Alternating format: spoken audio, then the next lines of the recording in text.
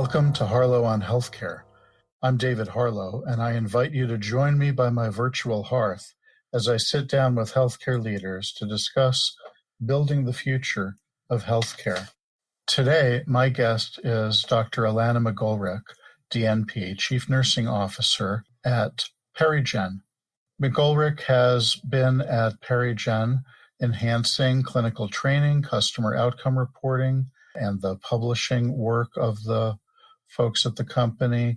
She has a track record of using the nursing process to facilitate appropriate resource management related to patient care, and has been previously at Tenet Health, where she served as Director of Perinatal Services. Welcome, Alana, and thank you for joining us. Thank you. I'm excited to be here today. We have long heard about the decline and fall of the United States healthcare system. And chief among the statistics that we often see are statistics about maternal morbidity and mortality. And I'm wondering if you could speak to that and sort of lay the groundwork for our understanding of where we are simply in terms of U.S. numbers themselves, where we stand in terms of benchmarks internationally, and what we can do. So, thank you. We've seen a significant rise in our maternal morbidity and mortality rates here in the United States. And when we compare ourselves to the other developed nations who have access to leading healthcare, we see ourselves very far below what those averages are. Certainly, if you look at countries such as Canada and France, you can see that they're at 8.6 and 8.7 in comparison to us, where we have, currently 17 maternal deaths for every 100,000 live births that are documented here in the United States. So certainly that is concerning. And, nationally, our government has taken notice and put things into place to address this issue that we're currently experiencing. And, what we're seeing are major factors that play a large influence over that is access to care.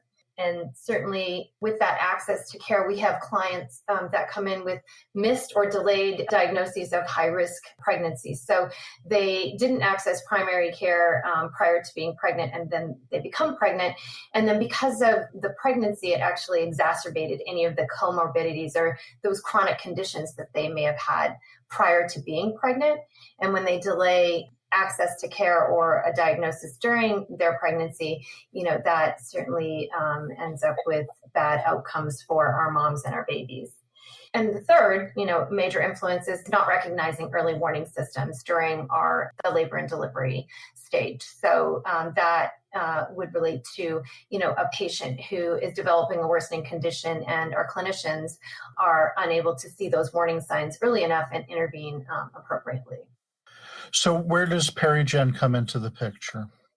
So PeriGen has done some remarkable things over the last 2 decades that we've been in business. And we offer an innovative perinatal software solution. And we have 3 solutions, so 3 packages that our clients can incorporate into their labor and delivery units. So it offers an advanced statistical analysis that looks at each of the patient's labors to help with clinical efficiency and standardization of care.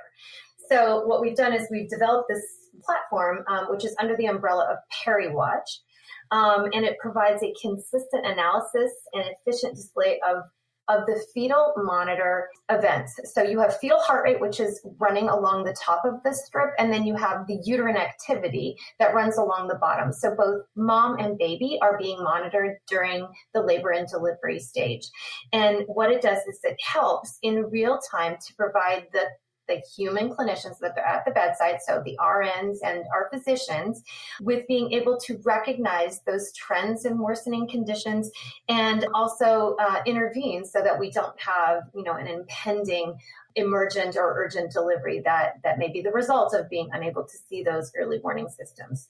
So underneath that umbrella of Periwatch, we have the 3 solutions that we offer. One is a Periwatch surveillance and documentation, which is a system that everyone, when they come into the hospital for labor, they are hooked up to a machine that watches the fetal heart rate. So we're looking for specific events that the baby does show us, because the baby is, invisible. They only have the way of communicating to the staff, to the RNs and the docs through their heart rate. So they can only tell us how well they're doing during labor through their heart rate, whether it goes up or down or shows other ominous signs like decelerations, that they're not tolerating those rigors of labor. And then the other monitor that goes on mom is to measure her contractions.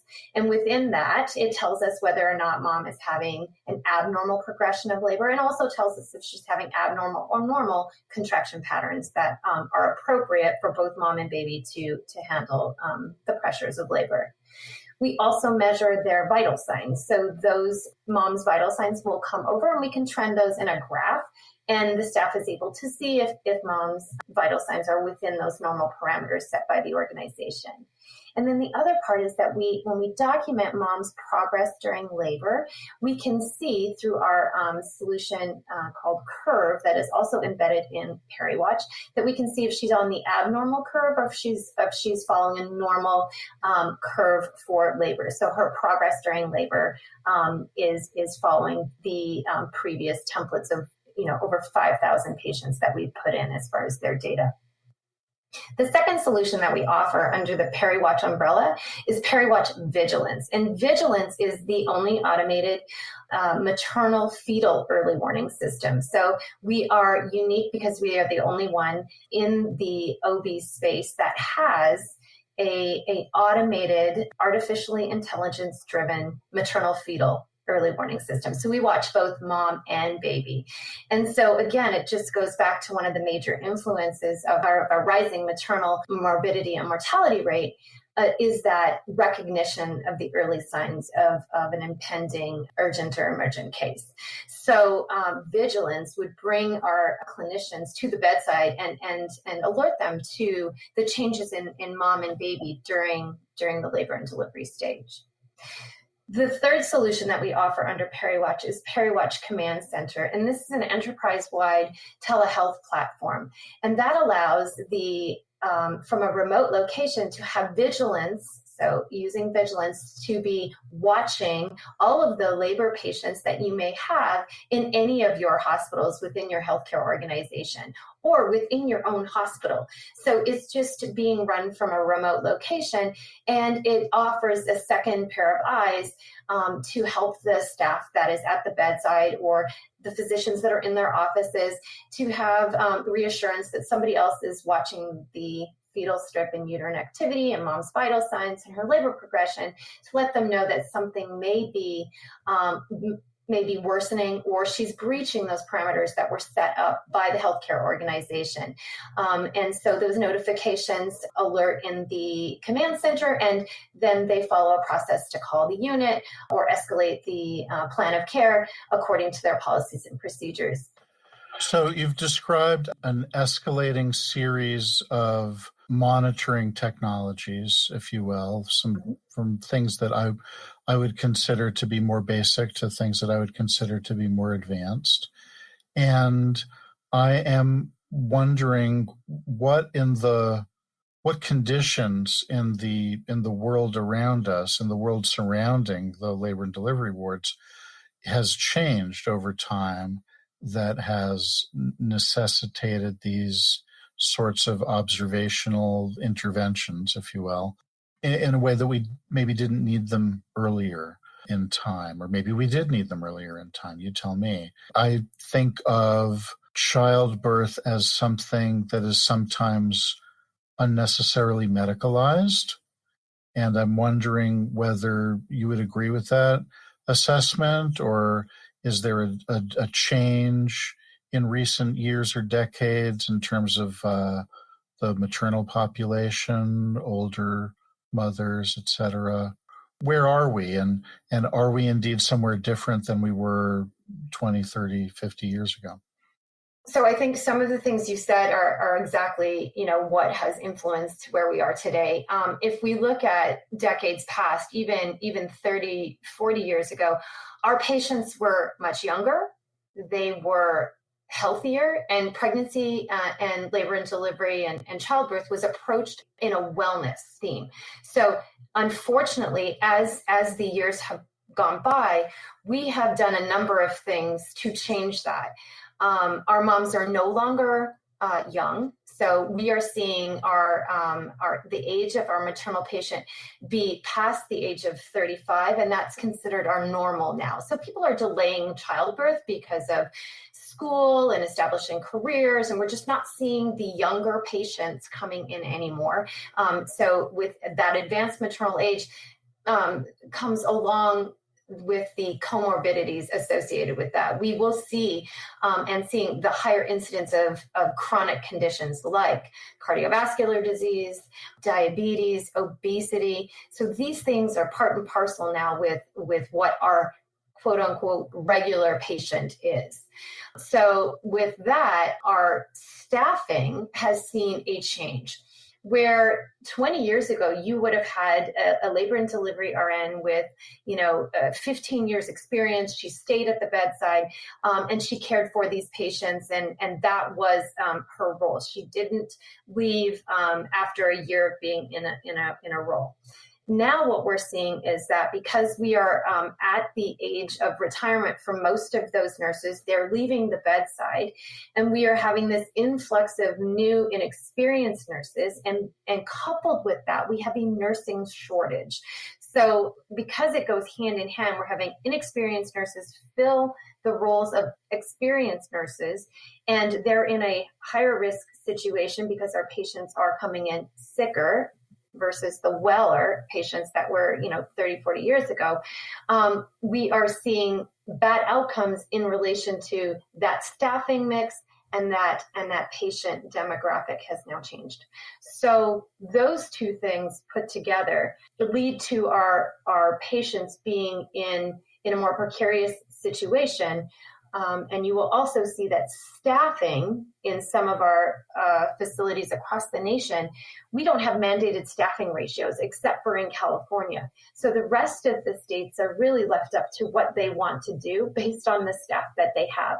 So typically you'll see something like a 1 nurse to 2 patient ratio, or in some cases a 1 nurse to 3 patients who are laboring. So those things all combine to impact how well the patient will be watched. Where having vigilance, so if they used Periwatch vigilance, that second pair of eyes running in the background, watching all the time, gives that reassurance to the staff that, okay, I may not be the most experienced at the bedside, but I always have something to fall back on to help me, justify making decisions and, or, when to escalate that plan of care. If you're just tuning in, this is Harlow on Healthcare, coming to you on Healthcare Now Radio. I'm David Harlow, and my guest today is Alana McGolrick at PeriGen.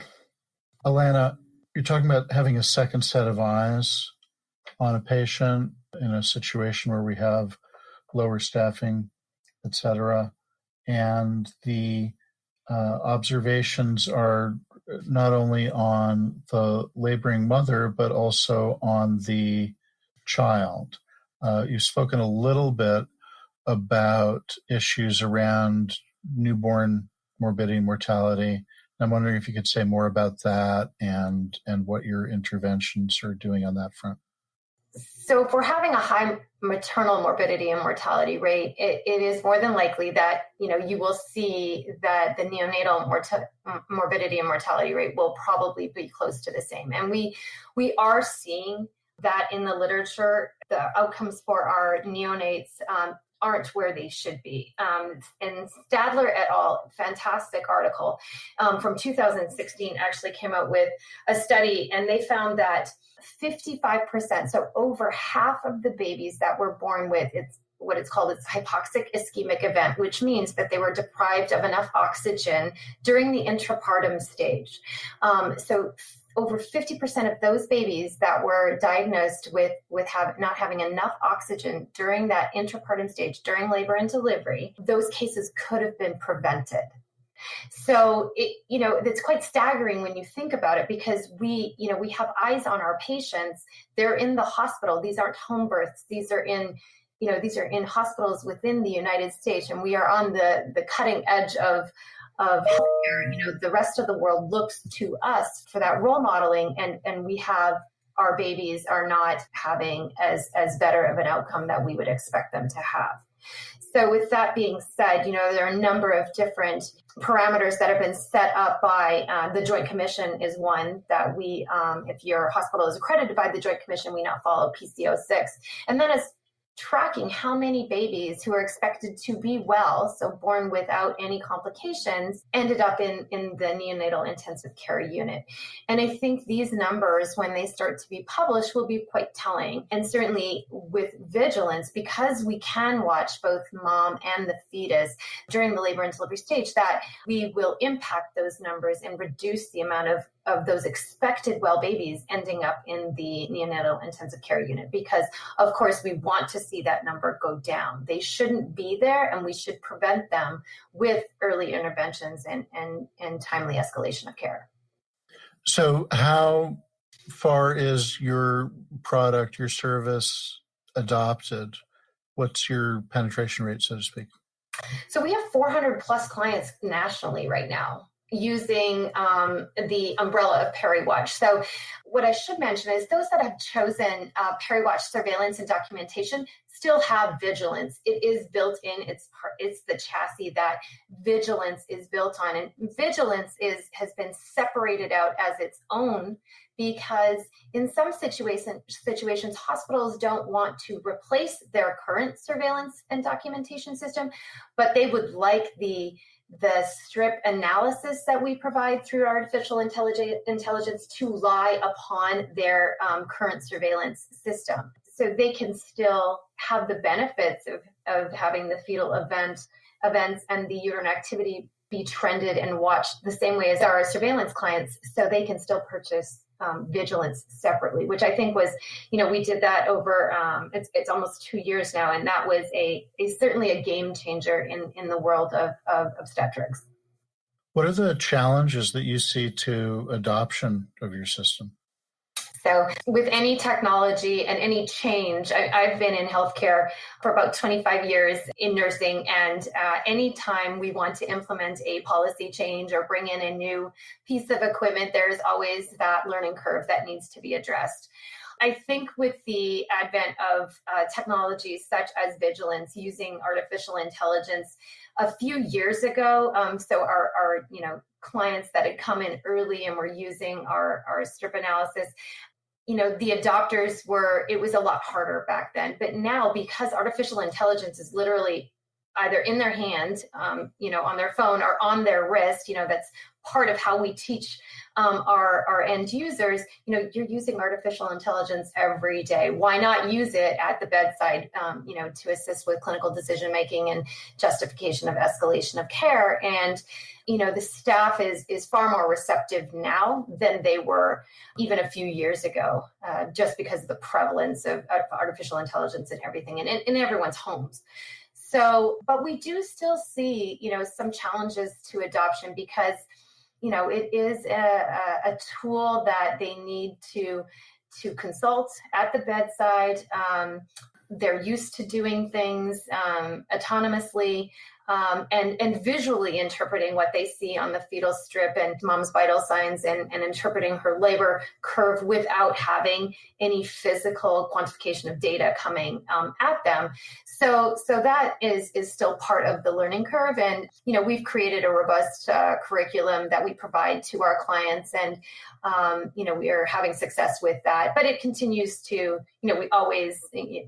it's a continuous feedback loop from the client to make sure that we're meeting the needs of the end users, which is our target audience of RNs and our physicians. Sure. And I imagine there may be some resistance. I don't know if you have exposure to this, but the product that you described that involves really monitoring centrally what's happening in local labor and delivery suites. I've seen in the past just sort of stories about other sorts of urgent or critical care services being monitored centrally.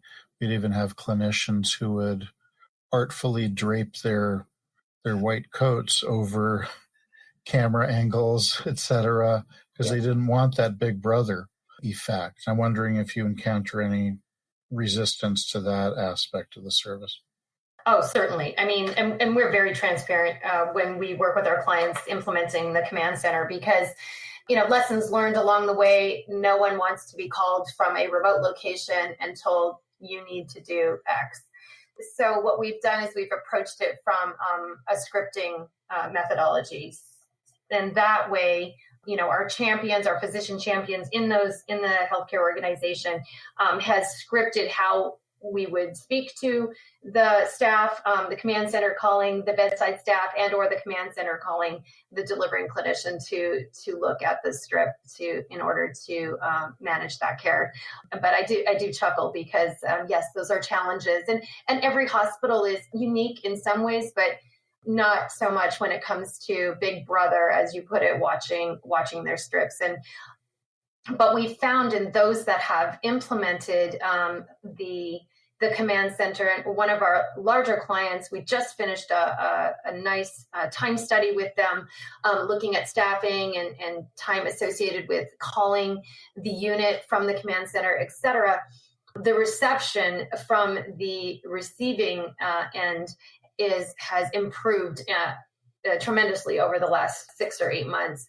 And they're documenting that because they wanted to make sure that they met the needs of both the sender and the receiver and work together. So we always encourage that collaboration between both sites, both the command center and the receiving sites, so that there isn't anyone working in silos and doesn't feel like their talent and their expertise at the bedside is being overruled by those in the command center.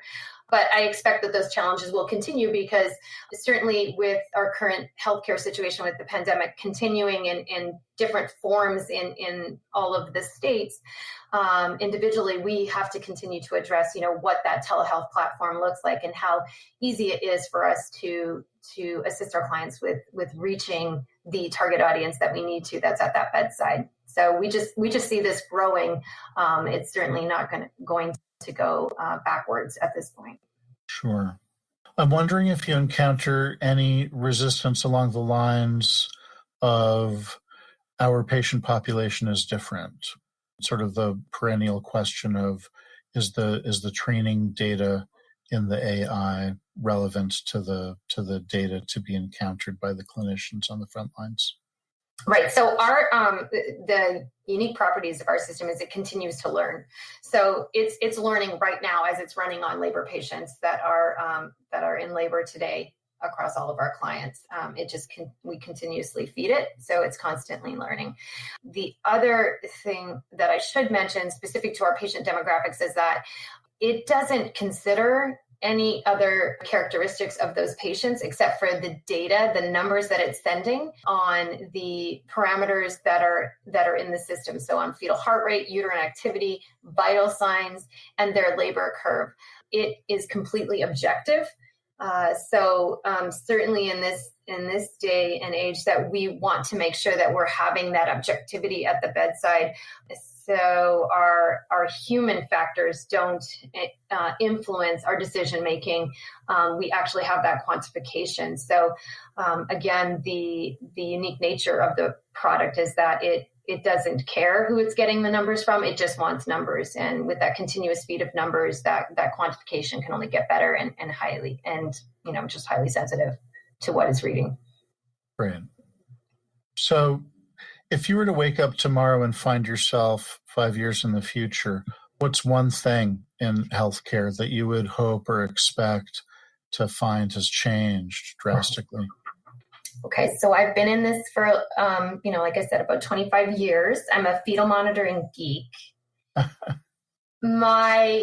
My ultimate dream would be that in 5 years from now, which I'm not sure would be attainable, is that we have uniformity in care in labor and delivery. Because my previous role, I was, responsible for approximately 80 hospitals, and I had 80 hospitals that were doing their own form of care. You name a policy, it was, elective deliveries. I had 80 different policies on elective deliveries. I had 80 different policies on oxytocin protocols.